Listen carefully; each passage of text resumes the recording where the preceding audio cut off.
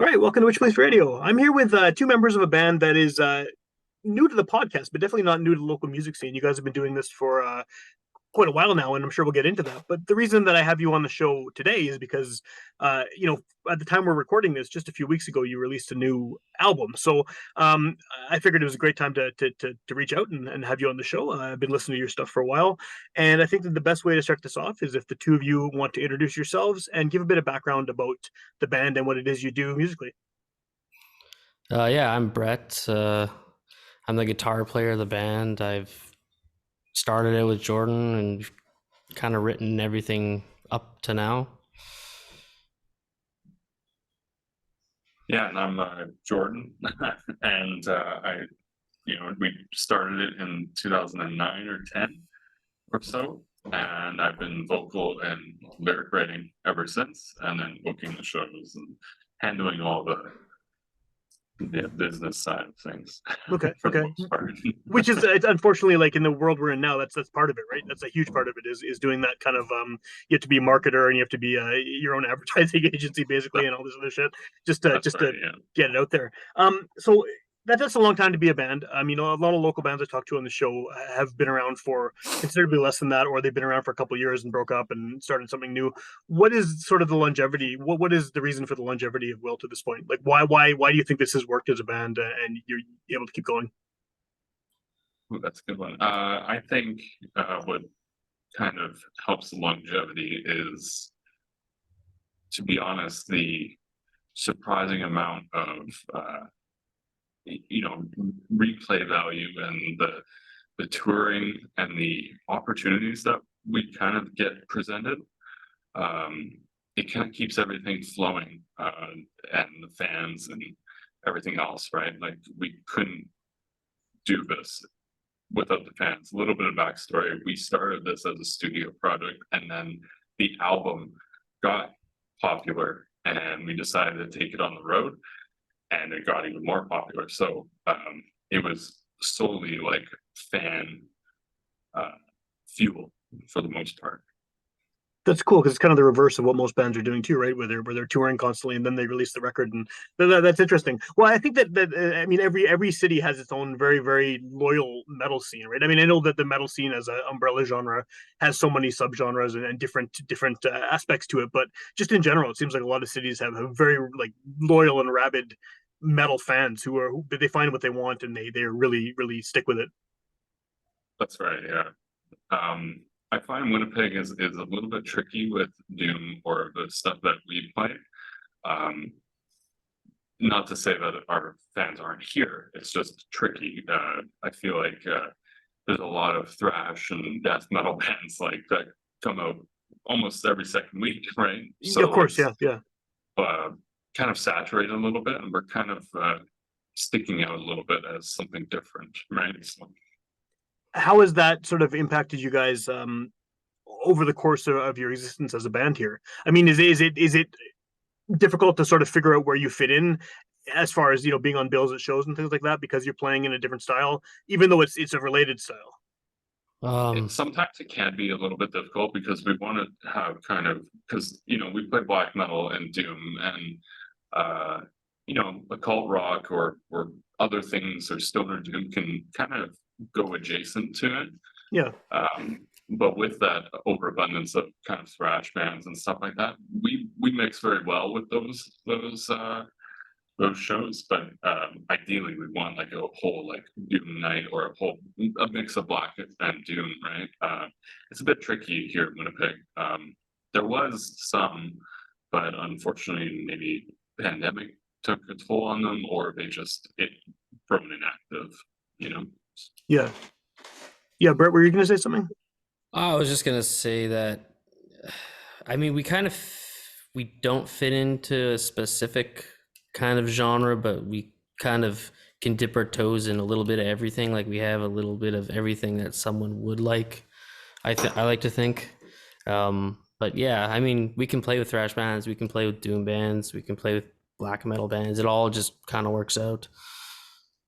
Yeah, well, and that's I think that's one of the good things about Winnipeg too is that there are so many bands, regardless of what genre you're talking about, that you can find a show somewhere. There's going to be someone who wants to play with you. But I think that what I kind of like about doomier stuff in general is that, and especially like your new record has a lot of this. I feel like is that kind of atmospheric vibe where yes, there's the extremely heavy parts, but there's also these kind of like almost pretty instrumental bits that are really kind of put forward a vibe, and I think that part of it would fit in with a lot of different kinds of bands, even outside of the metal genre.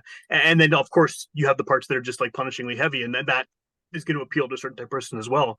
But that's kind of what I've always been interested in as far as that style is having that kind of really slow, really kind of creating an atmosphere before the kind of really crunchy and sludgy bits.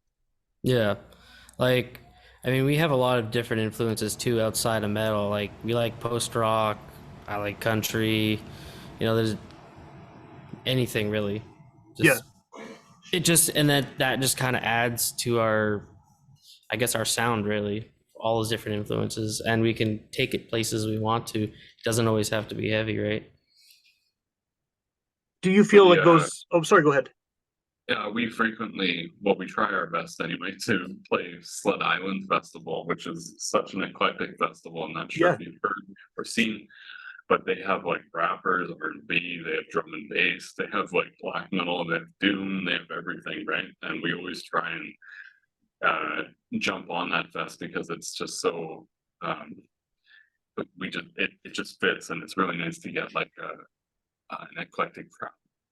Yeah. It's a fest we fit into well as well, if that Yeah. makes sense. Like we Yeah. It does. It fit does. in Yeah. there. Yeah. Well, does I mean over the time you've been a band now? I mean, it's like you said, it's 2009, 2010 kind of starting period to now. Obviously, like you said, also you listen to so many different styles of music individually, and you're getting exposed to all these different styles at festivals like that. Have you seen like a significant shift in your sound to sort of start incorporating some of these different styles, whether it's subtle or not? In what you do over the years. Yeah, the sound's always progressing. Like if you look at our first EP, it's more just a straight up atmospheric black metal record, and then we like to incorporate doom and moving to ruin. There's some post rock influence there. The latest, there's the clean parts and parts of songs that just they're heavily influenced by country. Like Okay. Okay. I don't think that's maybe necessarily obvious to the listener. Like, what elements of country music are coming through in those songs for you? just kind of like big open chords, more of like the slower gothic kind of style country stuff. I mean, even some spaghetti western stuff, really. But Okay, cool. Yeah. Well, that makes sense too. That kind of very very soundtracky sort of cinematic almost feel to it, right? yeah, and I'm doing it. Or like we're doing it kind of in our own way too. Like it's not gonna be obvious. It's got to fit the music too, but it's there if you really look. Yeah, yeah. With this new release, I mean, this is I mean, they're long songs. It's only a few songs, but they're they're lengthy songs, which is kind of again one Yeah. of the hallmarks of the genre. There. How long have these been in the works? I mean, I know the past few years have been messed up for pretty much everyone because the pandemic sort of put a wrench in everyone's plans for recording and touring, even rehearsing in a lot of cases. Are these songs that you had as a band before all of that kind of shut down, or are they stuff you've been working on since? No, it really just kind of the year prior to us recording is when I worked on them. Okay, I basically I moved out of the city, and a lot of inspiration came from where I moved. And yeah, it's just that's how it all kind of just clicked and came out within that year. And then we recorded last summer, and then yeah, came out just a little bit ago there. cool. Yeah, I guess it was just a few weeks ago now. Yeah. Yeah, What, June 23rd, I believe. right, right. What has the response been so far? I mean, I know again it's fairly very new, and you're probably just getting it out to people's ears now. But have you had some feedback on this one? It's Yeah. actually really cool. Sorry, Brett. It's really cool because the label decided to do a surprise release, which we've never been a part of. Usually there's like a 6-month promo. You Yeah. release 2 songs halfway or, in between, right? Vendetta Records actually decided to do a surprise release, just drop it on June 23rd. And considering it was a surprise release, the reception has been incredible. I'm quite impressed with the fact that it has been it has its own wheels for the most part, right? It's really impressive and surprising, considering the surprise release, right? So Yeah, most of the reviews have been quite positive about it. I mean, I guess the negatives are too short, but what can you do? But everyone seemed to like it. I think it's a progression in our sound, really. So, yeah, nothing too bad. Well, I should hope not, right? Yeah, you want to get the good stuff. Yeah. Well, I guess in what way has it progressed? Do you think? I mean, what compared from the previous record? What's different with the sonically with this one?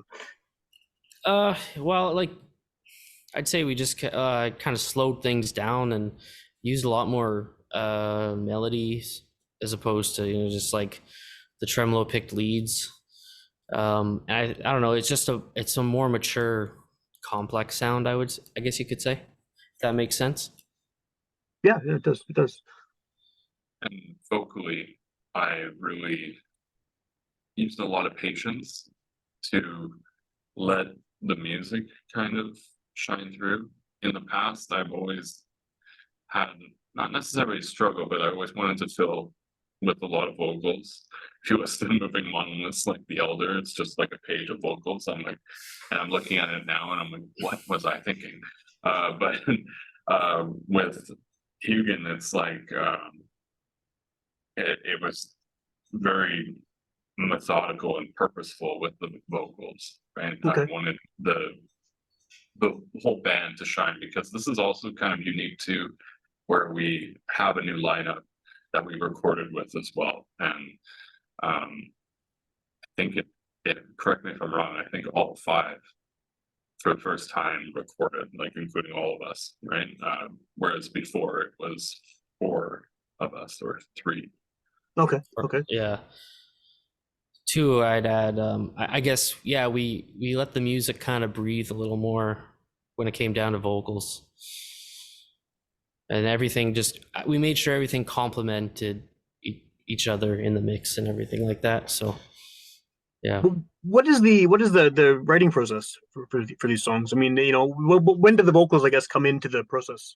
At what point is that part of the? Usually I'll come to the band with basically a completed song, like a demo of a completed song and all the parts, and so we'll just have an instrumental track, and Jordan just works on vocals and has lyrics, and then when it comes time to recording, we'll kind of fine tune them, sift through them, and then yeah, we'll record what we have. One thing that I've kind of like about your previous records, and I don't have a physical copy of this one. I got to talk to you afterwards about getting one. But is the artwork on these records? I mean, it's very we're in an era now where unfortunately a lot of people just consume music as almost like a throwaway thing, where they something like album art is not necessarily an important factor for a lot of people because it's all streaming and they often don't even see it, right? But you Yeah. guys clearly put a lot of time into the packaging and into the appearance of these records.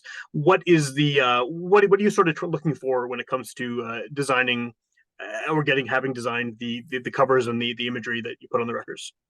I think it goes a bit more deeper than just the album art itself. The whole package should sell itself for the most part, right? You want to have a strong representation of the band and an all-together package that just looks cohesive and everything looks really nice, right? For instance, this one is like red vinyl with black like marbling in there, which matches the paint strokes on Yeah. the actual oil painting, right? And the previous one it was all like it was a dreary album and it's a concept album and inspired by The Road, right? And The Road is a very dreary record. The Road is a very dreary movie. Yeah, and book. Yeah, both of them are pretty dark. Yes, Yeah, and the yeah. book, yeah. And there's maybe like a color palette of three colors, right? And we wanted to capture that. And if you see it in the back, it's kind of dark, but it's all we wanted to put it on three color merge vinyl, right? Okay. have this like cohesive package. I think it's very important to put that all together and make sure it looks presentable and looks attractive, right? Do you feel that being in the genre you're in, you have kind of more it makes more sense to do that because your fans are people who are more likely to actually buy physical copies of something rather than pop music or something that's more considered to be disposable? Yeah, I think so.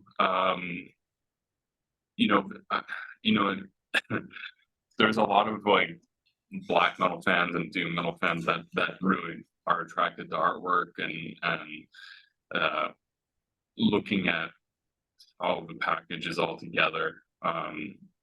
And I think it is appealing.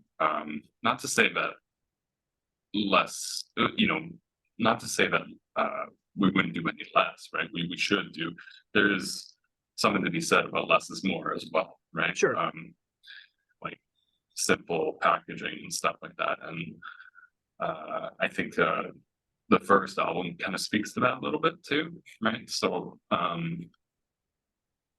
yeah, I think it's very attractive to the people in the scene, right? Because if you look at all the best black metal albums or the doom metal albums, they have really strong artwork to back it for the most part, right?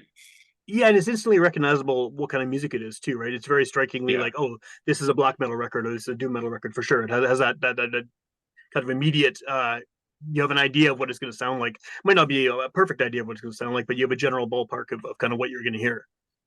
right. Yeah, Yeah. I would add too, like, most of the fans of our genres like to collect vinyl. So if you have a good, package, as Jordan said, they're more likely to keep it and hold on to it and appreciate it. Yeah, and sort of treat it for the actual over larger piece of music that it is, rather than just something to have in the background. Yeah, exactly. So at this point, what's the best way for people to find your music? I mean, I know you have a number of releases out now. You have this new one that just came out. If someone's hearing you for the first time on the show or hasn't listened to you in a while and wants to catch up, what's the best way to find your music? we are available on Bandcamp. That's where you can purchase the physical album, CDs, and merch, of course. We are on all streaming platforms that you can really name of, like Spotify, Apple Music, YouTube Music, every single one. You can Shazam our music too. So if it's playing at a bar, you can Shazam it and then it will show up. And I can provide the links for all those as well. Cool, and I'll put links in the show notes too, so people can find it to the Bandcamp and everything from there.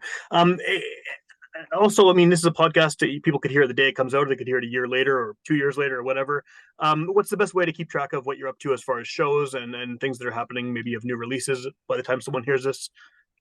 I would say probably Facebook and Instagram. Yeah, Facebook, Instagram. That's about it, really. Awesome. Okay, cool. And then, do you have anything coming up in the near future? I mean, right now it's kind of mid-July when we're recording this. Is there anything show-wise that's planned for the next few months? Yeah. August 12th at the Blue Note Park, playing with Endless Chaos, Book of Ghosts, Murder Capital. Cool. I thought all those on the show before too, actually. I don't know if that's the order, but yeah. Right on, right on. That's a cool place to have a metal show too. I mean, it seems like so associated with, because of times change, with country and bluegrass and folk and blues and all that stuff. I haven't been to a metal show there, but it seems like a very cool venue for it to happen. Yeah, especially for like what we do, right? When we got asked to do the show, I was like, can we do it like when the sun is down, right? Nighttime, black metal and doom, that'd be awesome. So we're really excited for that. Yeah, this will be our first show there. So, have you done outdoor shows before? Like, is that something that you've done a lot of? Yeah, well, not a lot of, but we've played outdoors at a few festivals. Yeah. But this is going to be our first time at Blue Note Park in Winnipeg, and I don't know. I'm excited. Like, it seems like it's going to be a good show. Right on.